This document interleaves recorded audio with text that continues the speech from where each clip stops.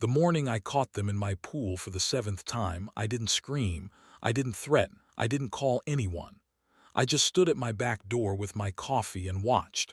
And I smiled. Because by that point I had everything I needed, and they had no idea what was coming. My name is Carolyn Voss. I am 54 years old, a retired forensic accountant, and I have lived in the Birchwood Commons HOA community in northern Georgia for 9 years. I bought this house after my divorce because it had three things I specifically wanted: a large kitchen, a sunroom that faced east, and a private in-ground pool in the backyard surrounded by a 6-foot cedar privacy fence with a self-latching gate. The pool was the deciding factor. I had worked 60-hour weeks for 22 years, and I had promised myself that when I finally had my own home, fully mine with my name alone on the deed, it would have a pool. Not a community pool with strangers and floating bandages and the particular chaos of shared water.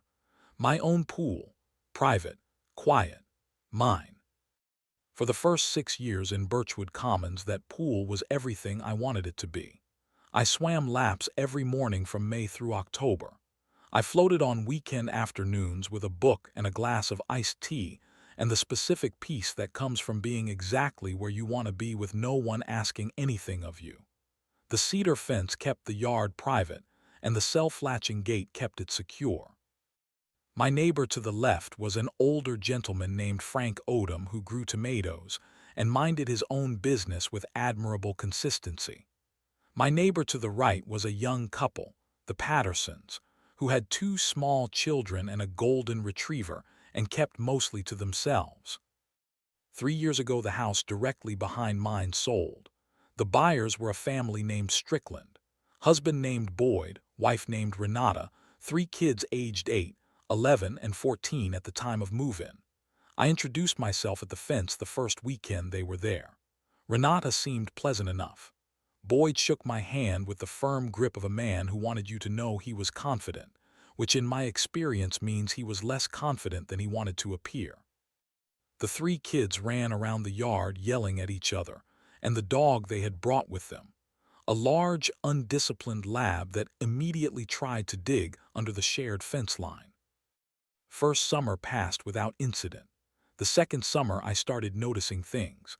Small things at first: a pool noodle I did not own floating in the deep end one morning, a set of goggles on the pool steps that belonged to a child, water on the deck that seemed fresher than the rain from 2 days prior. I told myself I was imagining it. I told myself the gate latch had failed and some debris had blown in.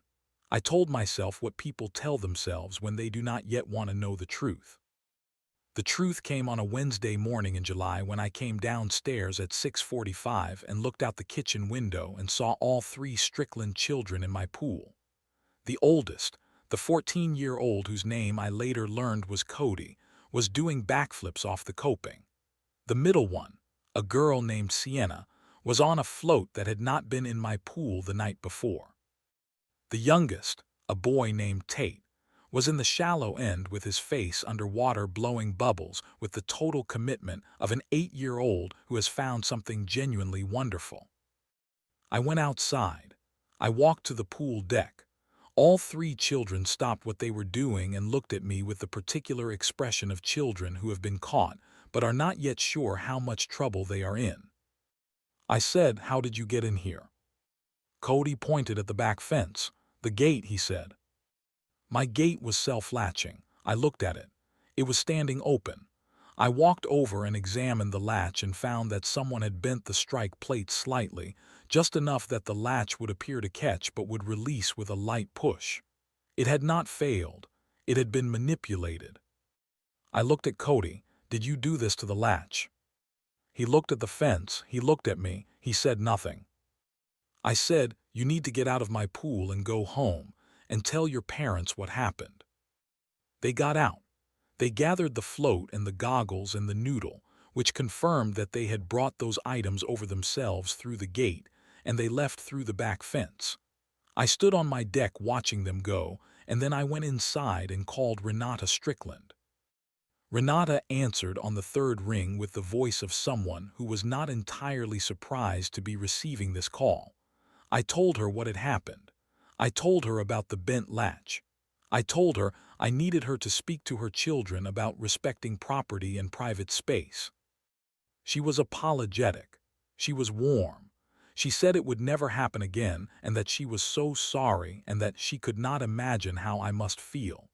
She said it with the fluency of someone who had said similar things before about similar situations involving her children. I thanked her and ended the call. It happened again 4 days later. Different morning, same pool, same 3 children, different float. I went through the same process.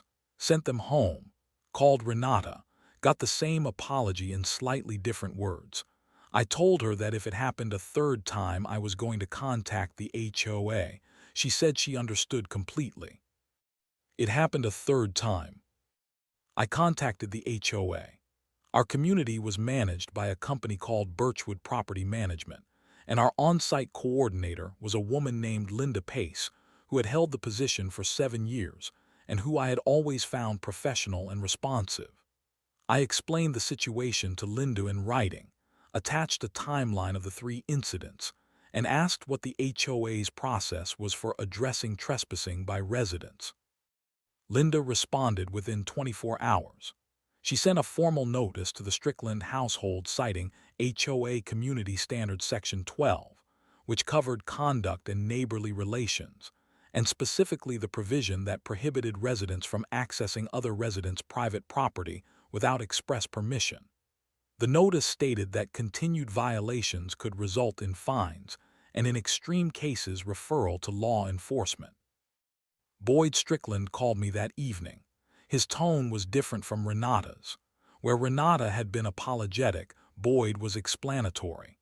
He told me that kids would be kids, that it was summer, that the pool was right there and naturally children were drawn to it, that surely I could understand the situation from a parent's perspective.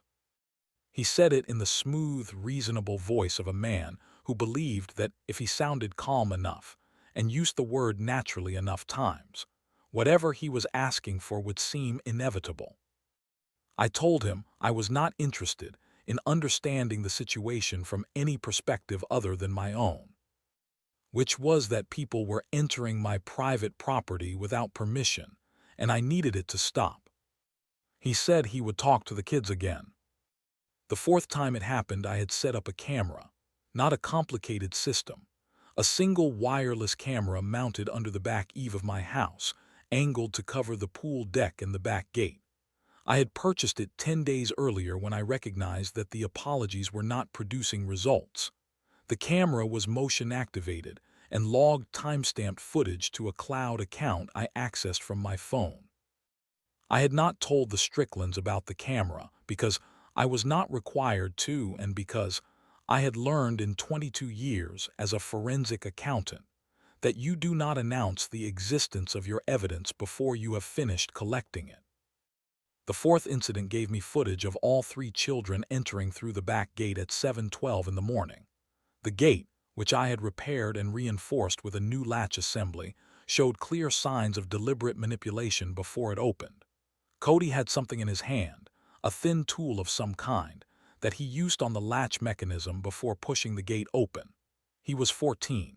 He had learned to defeat a gate latch. That fact sat with me in a way I found difficult to simply move past. I sent the footage to Linda Pace with a written summary. I also sent it to Boyd and Renata Strickland by email with a note that stated I now had documented video evidence of their minor child using a tool to force entry into my private property, that this constituted trespassing under Georgia law regardless of the age of the person committing it, that I was retaining all footage for potential legal use, and that I was formally requesting that they repair or replace my gate latch, which their child had damaged, within 7 days. Boyd responded by email the following morning. His tone had shifted again. He was no longer smooth and reasonable. He was now aggrieved. He wrote that I was overreacting, that treating children like criminals was inappropriate, that a forensic accountant might understand numbers but clearly did not understand people, and that if I had concerns I should have come to them directly like a neighbor instead of running to management and threatening legal action over a swimming pool. I forwarded his email to Linda Pace and to my attorney, a property rights specialist named Marcus Webb, who I had retained after the third incident specifically because I could see where this was heading. Marcus read Boyd's email and said, "He just put in writing that his children entered your property, and his position is that you are overreacting. That is useful." The fifth incident happened on a Saturday. I was home. I was in the sunroom reading when the motion alert came through on my phone. I looked at the footage in real time. All three kids, 7:48 in the morning, same gate, same method. This time I did not go outside immediately. I let the camera run for 11 minutes, capturing clear footage of the children swimming in my pool without permission, and then I went outside. Cody saw me first. He was on the coping about to do another backflip. He stopped and looked at me with an expression that had evolved over the summer from caught surprise to something closer to calculated assessment. He was 14, and he had been doing this repeatedly without serious consequence, and he had concluded, not unreasonably based on the evidence available to him, that the consequences would remain manageable. I said, "Good morning. I want you to know I have been filming this for the past 11 minutes and the footage is already saved." Sienna and Tate looked at each other. Cody looked at the eave where the camera was mounted. He had not noticed it before, or if he had not taken it seriously. I said, "Go home, and tell your parents to expect a call from my attorney this week." They left. I went inside and called Marcus Webb. He filed a formal demand letter to Boyd and Renata Strickland by certified mail that Monday. The letter outlined the 5 documented incidents, the dates, the footage, the property damage to the gate latch, and the prior written notice they had received from both myself and the HOA.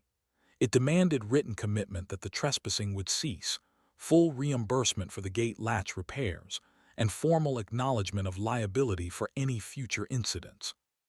It also noted that under Georgia law, trespassing is a criminal offense regardless of age, and that the parents of a minor who commits trespass can be held civilly liable for damages.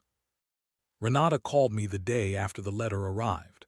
She was crying, not the polished apology voice crying, real crying, the kind that comes when something has become more serious than a person was prepared for. She said she did not know it had gotten this far. She said Boyd had been minimizing it at home, and she had believed him when he said I was being difficult. She said she was sorry, genuinely, and she asked what she could do. I told her what she could do. She could ensure the trespassing stopped permanently. She could pay for the gate latch repair and replacement, which had cost me $240. She could speak to her children honestly about what they had done and what it meant to enter someone's private property without permission. And she could consider whether her husband's characterization of the situation had been accurate or whether it had been convenient for him. That last part was perhaps more than she needed from me. But I had been a forensic accountant for 22 years, and I had spent those years looking at situations where someone was presenting a version of events designed to benefit themselves, and Boyd Strickland's emails had that quality all through them. I recognized it the way you recognize a smell that belongs to a specific place. Renata said she would take care of it. She sent a check for $240 3 days later with a handwritten note that simply said, "I am sorry this happened." The sixth incident happened 4 weeks after the demand letter. The camera caught it at 6:58 in the morning.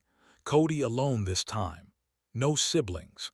He was in the pool for 22 minutes before the alert reached my phone and I went outside. By the time I got there, he was gone, the gate hanging open behind him. I called Marcus Webb before I even went back inside. He filed for a temporary restraining order that afternoon, citing the pattern of repeated trespass despite formal legal notice. The application included all footage, all correspondence, the HOA notices, and Boyd's email characterizing my response as overreaction. The judge granted a hearing date for the following Thursday. That evening, Boyd Strickland knocked on my front door. He was alone. He was not using the smooth, reasonable voice. He was using the voice underneath it. The one that had been there all along, and was now coming through, because the situation had reached a level where the smooth voice was no longer adequate. He said this had gone far enough. He said I was trying to destroy his family over a swimming pool. He said I needed to drop the restraining order application or he would countersue for harassment. I said, Boyd, this conversation is being recorded. He looked at my doorbell camera, which he had clearly not noticed, and then looked back at me. I said, you have received a formal demand letter from my attorney. You have received 5 HOA notices. You have video documentation of 6 separate trespassing incidents on your record. You are standing on my front porch threatening me while under active legal proceedings. I would strongly suggest you call your own attorney before you say anything else. He stood there for a moment. The look on his face was the look of a man who had spent a long time being the person who set the terms of situations and was now in a situation where someone else had set them, and set them very thoroughly. He turned and left without saying anything further. I closed the door and called Marcus Webb to report the front porch visit, which Marcus said was potentially relevant to the restraining order hearing and should be documented. I documented it. The Thursday hearing was in Fulton County. I sat at one table with Marcus. Boyd and Renata sat at another table with an attorney named Phil Garrett, who had the practiced ease of a man who handled a lot of neighborhood disputes and had learned to calibrate his energy accordingly. Phil Garrett had reviewed the evidence package Marcus had filed, and I could tell from the way he was sitting that he had given his clients an honest assessment of where things stood. The judge was a woman named the Honorable Sandra Acaffer, who had the focused attention of someone who had heard a great deal of nonsense in her courtroom and had developed the ability to identify it very quickly. She reviewed the filed materials before the hearing began and spent approximately 4 minutes reading before she looked up. She looked at Phil Garrett and said, "Counsel, your clients received formal written legal notice of the trespassing claim and documented video evidence of their minor child using a tool to force entry into the petitioner's private property, and the trespassing continued after that notice. Is that accurate?" Phil Garrett said, "Your Honor, the Stricklands acknowledge the incidents occurred and they deeply regret the situation. They want to assure the court that steps have been taken within the household to ensure this does not happen again." Judge Acaffer said, "The petitioner's application suggests it happened again after the demand letter." Phil Garrett said, "Yes, Your Honor, that is accurate." Judge Acaffer looked at Boyd Strickland directly for a moment. Boyd was sitting very still in the way that people sit when they have been told by their attorney to sit still and not react to anything. The restraining order was granted. The terms were specific. No member of the Strickland household was to enter my property by any means for any purpose without my written permission. Violation would constitute contempt of court. Additionally, the court ordered Boyd and Renata Strickland to pay my legal fees associated with the restraining order application, which amounted to $2,100. Judge Acaffer noted in her ruling that the documented evidence showed a clear pattern of repeated trespass that had continued despite multiple formal notices, and that the application of a restraining order was both appropriate and proportionate. Phil Garrett shook Marcus Webb's hand outside the courtroom in the way attorneys do when one of them has just had a bad day and both of them are being professional about it. Marcus drove me back to Birchwood Commons and said, "That went about as well as it could have gone." I said, "I know, I kept very good records." He laughed. He said, "You are the best prepared client I have had in 11 years of practice." I told him it was the accounting background. You develop habits.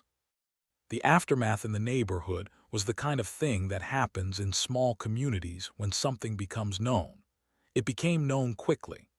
Linda Pace sent a community-wide notice reminding all residents of the HOA policy on private property access, which was not explicitly about the Stricklands, but which every resident understood was about the Stricklands. Frank Odom from next door knocked on my door the Saturday after the hearing, held out a jar of tomatoes from his garden, and said, "Good for you, Carolyn. I had heard something was going on, and I am glad you handled it." I told him thank you and put the tomatoes in a salad that evening, and they were very good. The Pattersons on the other side, the young couple with the two small children and the golden retriever, sent a text saying they were glad the situation had been resolved, and that they had always thought my pool looked beautiful and they hoped I could enjoy it in peace now. I thanked them and meant it. Boyd Strickland did not speak to me again. When we were outside at the same time, he looked through me the way people look through someone when they have been comprehensively in the wrong and cannot find a way to position themselves differently. Renata waved once from the driveway, a small wave, tentative, and I nodded back. Whatever was happening in that household was between them, and I had no interest in it beyond the boundary of my fence. The pool that summer, the August and September after the hearing, was quieter than it had been since the Stricklands moved in. I swam my laps in the morning with the particular pleasure of someone who has reclaimed something that was always theirs. The water was the right temperature, and the morning light came over the fence at an angle that turned the surface gold for about 20 minutes each day, and I had started timing my last lap to finish just as that light arrived so I could float in it for a moment before getting out. Marcus Webb filed the civil damages claim in September. The claim covered 6 incidents of documented trespass, property damage to the gate latch across multiple incidents totaling $480 in repairs, legal fees, and what Marcus called compensatory damages for the sustained interference with my use and enjoyment of my private property. Georgia law is specific on this point. Property owners have the right to the quiet enjoyment of their property, and documented repeated trespass that continues despite formal notice constitutes a compensable interference with that right. Boyd and Renata's insurance company got involved at that point, which is what happens when a civil claim reaches a certain threshold. The insurance adjuster reviewed the evidence package and apparently reached the same conclusion Judge Acaffer had reached. Because Phil Garrett contacted Marcus within 2 weeks to discuss settlement. The settlement negotiation took 3 weeks. I was present for none of it directly. Marcus handled it and kept me informed. The final number was $14,200, which covered legal fees, property damage, and compensatory damages. Boyd and Renata's homeowners insurance paid $12,000 of it. Boyd and Renata paid the remaining $2,200 out of pocket, which was the portion attributable to costs their policy did not cover, because the incidents were the result of actions their minor child had taken deliberately and repeatedly after formal notice. Marcus called me when it was final. 14-2, he said, they settled. I was in the sunroom when he called. The morning light was coming through the east windows the way it always did, and the pool was visible through the back glass, and the water was still and clear and exactly as I wanted it. I said, "Good." He said, "You want to know the interesting part?" I said, "Tell me."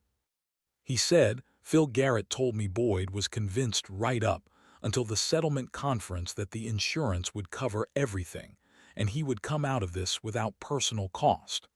When he found out about the $2,200 out of pocket, he apparently was not pleasant about it. Phil said it was one of the more difficult client conversations he has had." I thought about Boyd's front porch visit, his voice underneath the smooth voice, the certainty that he was the one who set the terms. I said, "That is what happens when someone mistakes confidence for preparation." Marcus said, "Exactly right." The cedar fence got a new gate that October. Full replacement, heavy-duty hardware, a key-lock latch in addition to the self-latching mechanism, and a reinforced frame that would not flex under pressure. I installed it myself on a Saturday morning because I know how to use tools, and because there was something satisfying about doing it with my own hands. Frank Odom watched from his side of the fence and made occasional comments about the quality of my technique that I found more flattering than he probably intended. When I finished, I stood back and looked at it. Solid, clean, exactly right. I went inside and made coffee and took it to the sunroom and sat with it in the morning light and thought about 9 years in this house. The pool that had been the deciding factor, the 6 years of quiet before the Stricklands arrived, and the 3 years after. I thought about the folder of documentation, the camera footage, the certified letters, the hearing, the judge's focused attention, the settlement. I thought about Renata's handwritten note and Boyd's front porch visit, and the check for $240 that had arrived in the mail, with an apology that was genuine even if it came too late, and from only one of the two people who owed it. I thought about what it costs to stand your ground when someone is betting you will get tired and give up. The answer is that it costs exactly as much as you are willing to spend on it, and I had been willing to spend whatever it took, because the alternative was accepting that someone could walk into your private space repeatedly, and the appropriate response was to be understanding about it. That was not something I was able to accept. It had never been something I was able to accept, and I had known that about myself for a long time. The pool was still outside the window. The new gate was solid at the back of the yard. The water was clear, and the morning light would be gold on the surface in about 15 minutes. I finished my coffee and went to get my swimsuit. Some mornings are exactly what they should be, and you recognize them, and you do not waste them. This was one of those mornings.